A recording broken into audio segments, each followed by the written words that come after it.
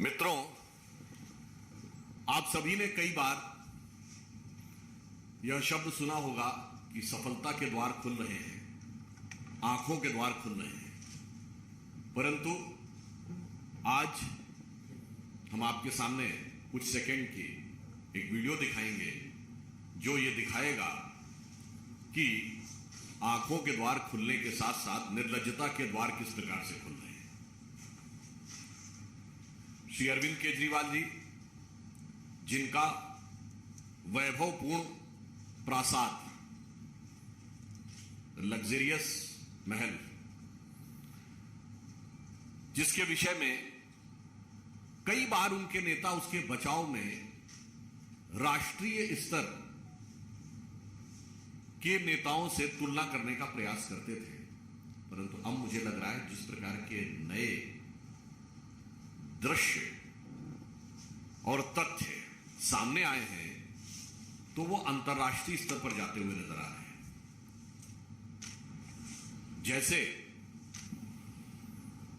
इससे पूर्व ऐसा लगता था कि उनका आवाज भारत के कतिपय भ्रष्टाचार के आरोप में लिप्त नेताओं के वैभवशाली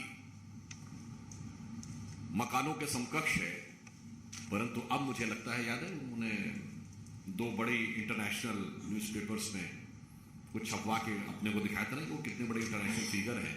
पर अब तो कुछ ऐसा लगता है कि अगर आप लोगों ने देखा होगा तो सद्दाम हुसैन के मकान में जिस ढंग की चीजें दिखाई पड़ती थी, चर्चा में आती थी, या किम जोंग उन के मकान में जिस ढंग की चीजों की चर्चाएं आती थी, अब तो उसके समकक्ष आती दिखाई पड़ रही है।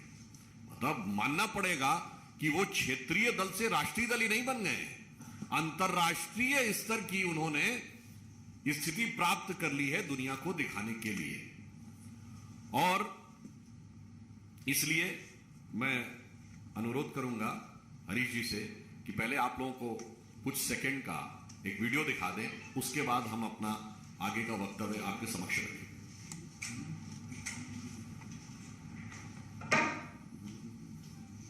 मेरी बहुत छोटी सी औकात है।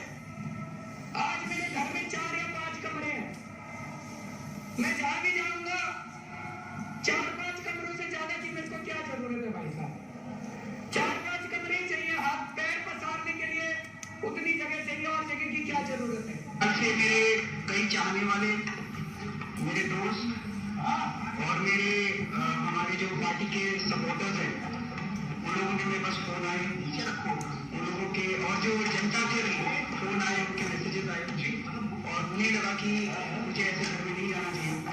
सो मैं ये दोनों घर छोड़ रहा हूँ और मैं सरकार को बोलूंगा कि वो मेरे लिए कोई और इससे भी छोटे घर ढूंढने की कोशिश करें। तो वो कहते हैं ना, सीजर्स वाइफ, तो वही वाली बात है, हमें तो उसके लिए तैयार रहना पड़ेगा। अभी यहाँ पे प्रिपेयर फॉर द स्क्रूटिनी। कोई लाल बत्ती की गाड़ी नहीं होनी चाहिए उसके पास, कोई बड़ा बंगला नहीं होना चाहिए उसके पास, वो एक कमरे के फ्लैट में रहे आम आदमी की तरह, कोई सिक्योरिटी नहीं होनी चाहिए।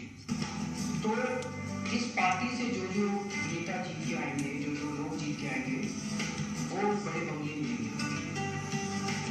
आप लोगों के इलाके से कोई आदमी जीता, वो आप लोगों के बीच में रहेगा, अपने मकान में रहता रहेगा, जहाँ रह रहा था वहीं रहेगा, उसको बड़ा बंगला नहीं रहेगा। आप ही की तरह जिएगा, उसकी कोई सिक्योरिटी नहीं होगी, कोई सिक्योरिटी नहीं लेगा इस पार्टी का। आप ही की तरह जीता रहेगा, आप ही के बीच में से एक आदमी निकल के एमएलए बनेगा या एमपी बनेगा, आप ही जाओगे।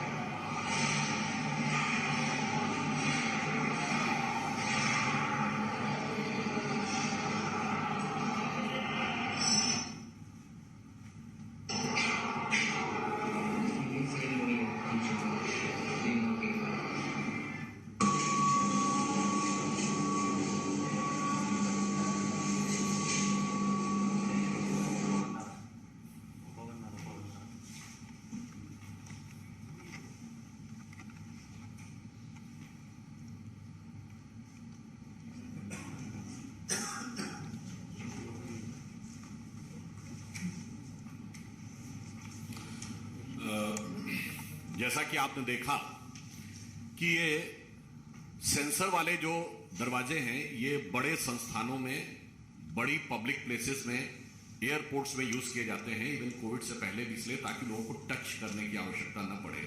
परंतु आपने देखा यहां तो बहुत बेहतरीन तरीके, इसका आप गहरा राजनीतिक अर्थ समझिए कि किसी चीज को टच नहीं करते, फाइल को टच नहीं करते, सब रिमोट से चलाते हैं। कहीं सत्येंद्र जैन जी बोले से करवा देंगे, कहीं सिसोदिया जी से, और तो और पार्टी को भी टच नहीं करते। साहिब आलम के आने के साथ ही पार्टी को एक्शन में आ जाना चाहिए, उसमें भी रिमोट से कोई चीज खुद नहीं साइन करेंगे। और इस प्रकार की एक धारणा और मीडिया में समाचार हैं कि पंजाब की सरकार को भी रिमोट से ही कंट्रोल करते हैं। तो आपने देखा कि उन्होंने यह जो बताया और उससे पूर्व का उनका वक्तव्य है। अब मैं उनका एक और स्टेटमेंट आपको शब्दशः पुनर्स्मरण कराए दे रहा हूं, रिमाइंड के दे रहा हूं। यह 27 अक्टूबर 2013 को उनका किया गया ट्वीट है।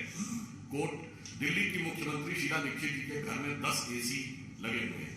मैंने सुना है कि उनके बाथरूम में भी एसी लगा है। कौन भरता है उनकी एसी का बिल? मैं और आप भरते हैं?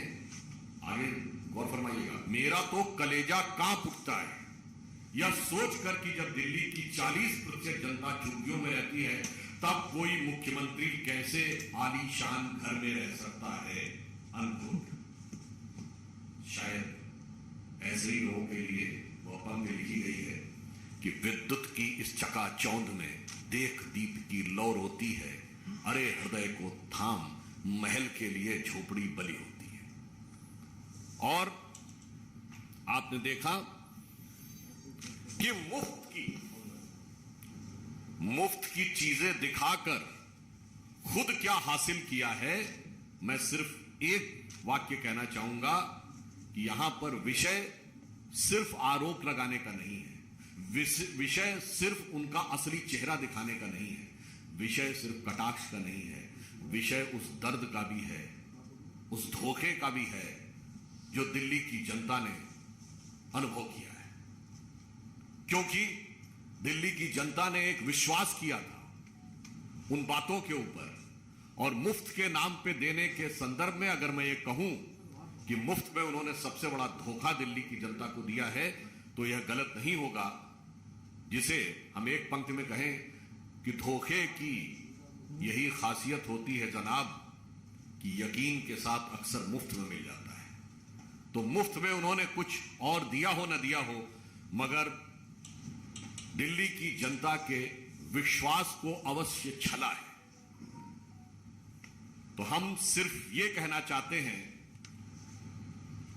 कि अब जब मीडिया के माध्यम से आपके घर के द्वार खुलकर सामने आ रहे हैं और किसी को हाथ लगाने की भी जरूरत नहीं है, जाने के साथ ही खुल जाएंगे, तो मेरा मानना है कि पारदर्शी, शुचितापूर्ण नई राजनीति जैसे